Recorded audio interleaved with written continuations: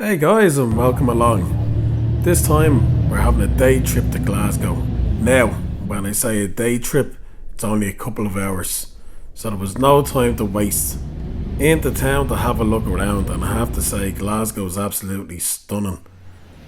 Being a science fiction fan, I couldn't turn down an opportunity to see a red TARDIS. Police box.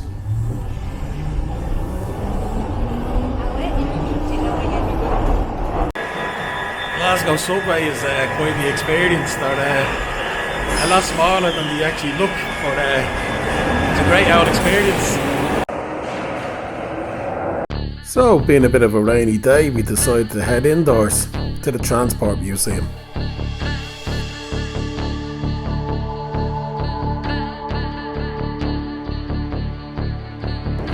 come out to the Riverside Museum because we hear they have chitty right here.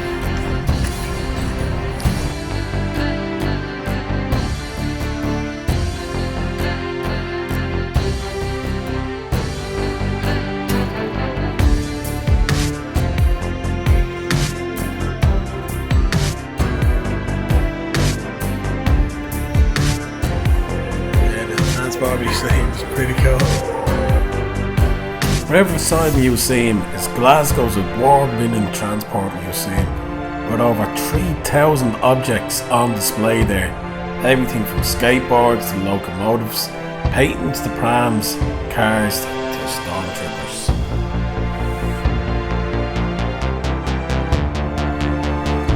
Walk through the recreated streets of Glasgow and visit the shops and bars and subway. Climb aboard a train, a tram or a bus and get a real feel for the old public transport. Discover Glasgow's rich shipbuilding history and explore the car and motorbike worlds and help out with a fire with our interactive fire engine. The museum is an amazing building and you'll be left wondering how they got a lot of the trains where they did, with the cars up on the wall.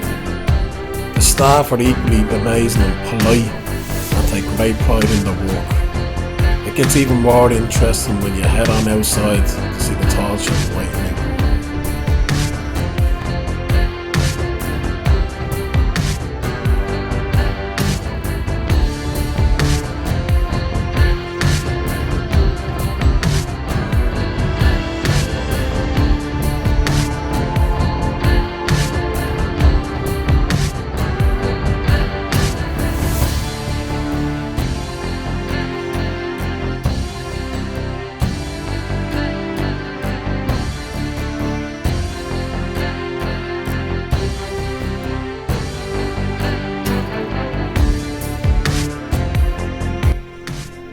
The Riverside Museum and surrounding area, and the Museum for Science across the way, is all in an area where used to be ships were built.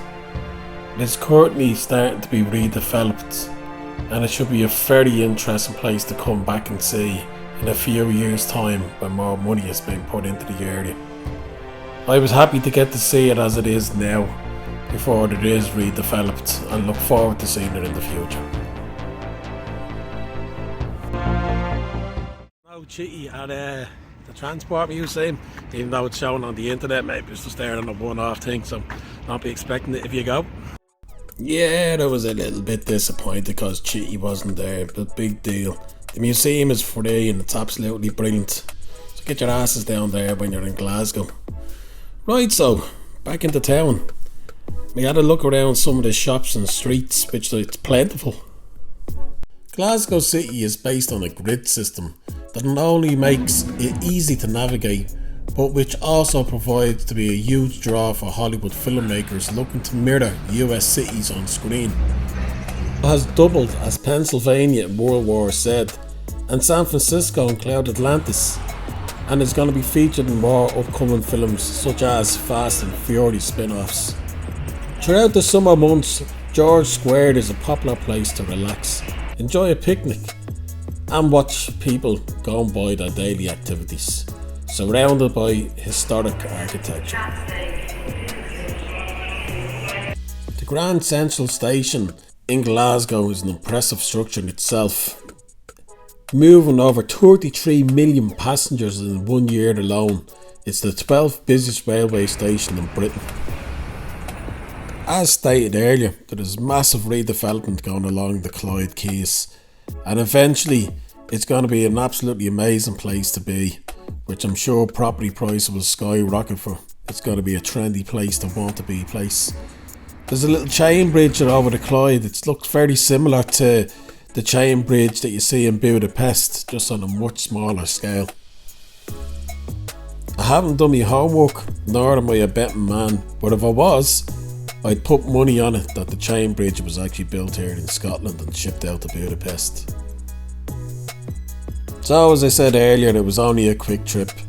Just over for a couple of hours to have a look around. Didn't get to experience the legendary nightlife, but from what I understand, it's supposed to be absolute great crack. So, if you're ever here, get yourself off the Sucky Hall Street, have a look at the shops, and then take the culture. It's an amazing place with some amazing people. Thanks for coming along. Till next time. Bye.